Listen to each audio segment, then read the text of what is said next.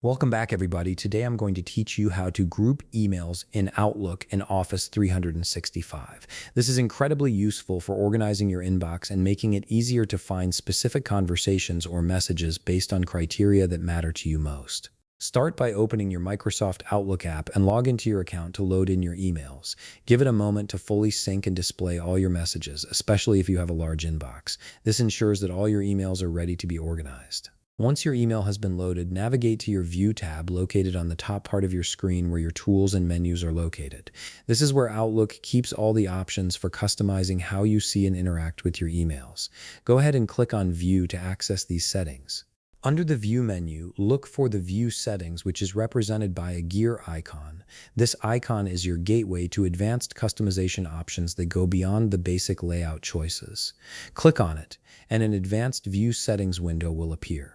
This window contains powerful tools for tailoring your email experience. From the options presented, you'll see the Group By option. Click on it, and the Group Emails option will appear. You'll notice that the current settings is set to Automatic by default. To take full control over how your emails are grouped, simply untoggle this checkbox and the group field below will activate. This gives you the freedom to decide exactly how you want your messages organized. Start by setting which items you're trying to group. Click on the drop-down and you'll see several options such as conversations, date created, flag status, from sender, and more other options. Each of these criteria serves a different purpose. For instance, grouping by sender helps you see all emails from a specific person together, while grouping by flag status keeps your important marked emails in one place. You can set these grouping options from ascending to descending arrangement depending on how you prefer to view your organized emails. Then look at the bottom to add more criteria on your grouping under the Then By section.